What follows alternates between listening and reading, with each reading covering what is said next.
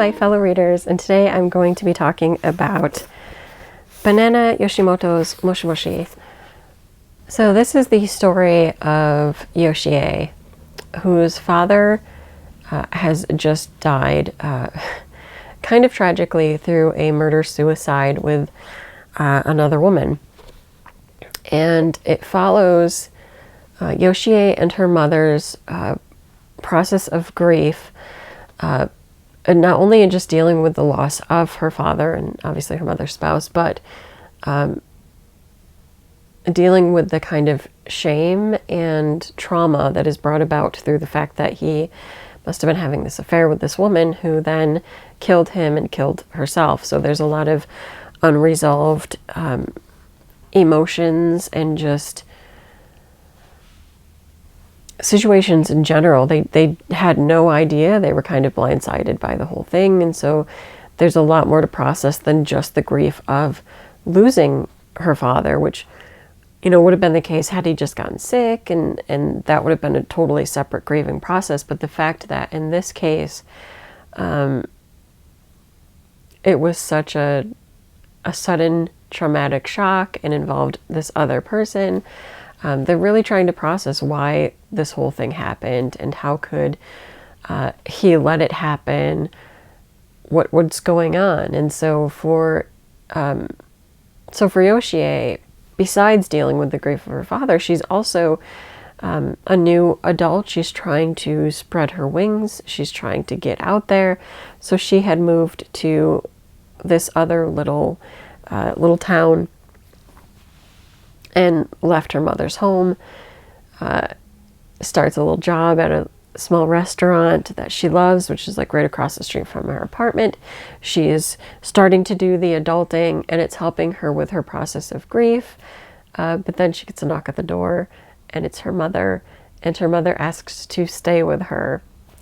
And on top of everything, suddenly it's also about creating this new relationship with her mother, whose life is also changing drastically with the death of her father.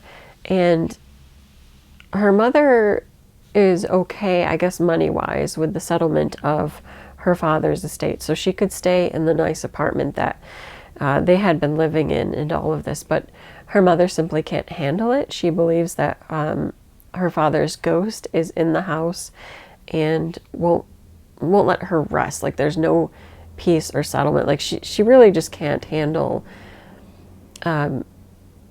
everything that's been going on. She really needs a fresh start as well.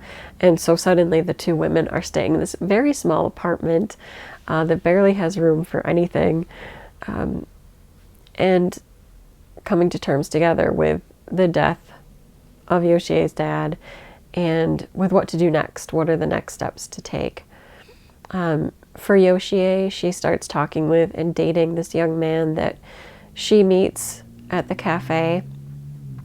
Meanwhile, her mother in the background starts taking walks and meeting the people in the neighborhood and trying to discover what to do with herself. What will she do next now that her life is so dramatically changed? And it's a very short book. You can probably see, like, it's a quick read, but there's so much packed into it. On top of meeting the young man at the restaurant, Yoshie also starts contacting a former band member of her father. Her father was a musician, which is probably how he got to meet the young woman and end up having this affair that led to the tragic event. So Yoshie kind of wants to find out from her dad's band member, did he know about this woman? Was there anything, you know, kind of hinted at something like this occurring? And just developing that relationship as well. Like there's, you know, she starts talking to him and they have a past due to, you know, her growing up with her father's band. And so it's somebody that she feels comfortable talking with. And it helps her to process her grief and what happened.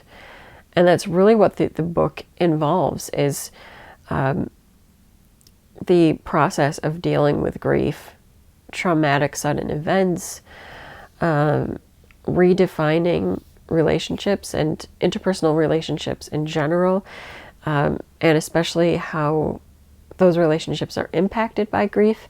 And on top of everything, there's also this community feel, I guess, is what you would say. Like, they are in this specific neighborhood that really impacts their processing of the grief.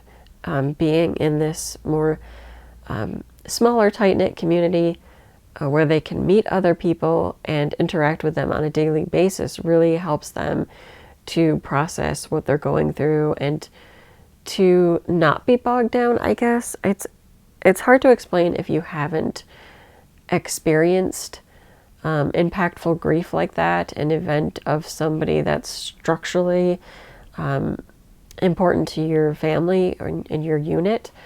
But if you have, you'll probably get it. But there is like this ability to assist with overcoming your grief just by being able to talk and interact with people about things beyond the grief, if that makes sense. And I think that is reflected in shows in here too. And in many ways too, it is just simply a coming of age story for Yoshie. She has to process all of these big things suddenly and also decide what directions she wants to take for the future. What is it that enkindles her passion and will sustain her beyond this tragic event? Yes, there was a lot packed into a tiny little book. When I was reading, I did jot down a couple of quotes. These quotes usually came from her interaction with the young man at the restaurant. So one quote I liked is, "When you've seen so much that's chaotic, you feel drawn to things that are distinct and certain." And I think for many ways with Yoshie, her interactions with the young man were kind of a grounded, calming point. And there was something in him that I think, if I remember correctly, reminded her of her father. That sounds weird since he was, someone she was dating. But it was like a grounding factor for her. There was a comfort level of this young man that she felt drawn to and comforted by. And yeah, I don't know, it was very poignant. I guess I'm going to say poignant with their relationship. And the other one kind of deals with that whole community and the importance of community. And it's, "Everywhere else in this country seems to tell you, go faster. So just while you're here, take your time, hesitate, lose your nerve, give up sometimes. Everyone has troubles and weaknesses, and you can only try so hard. You'll be who you are.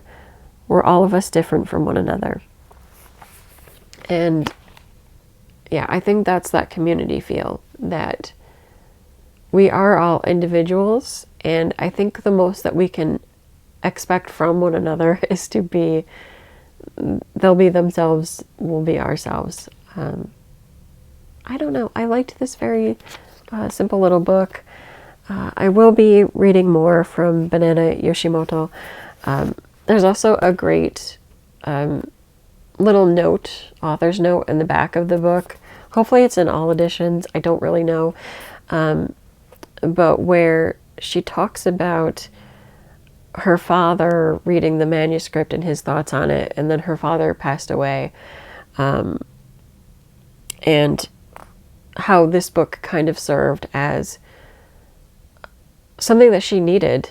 And she was glad that she had written it because it helped her to process her grief with the loss of her dad. And I thought that was brilliant. So I would recommend this, or if you want to try another one of Banana Yoshimoto's works. From what I've read, they're usually very emotional. So I look forward to reading more because I like emotional reads. But that is it for this video. Until next time, bye.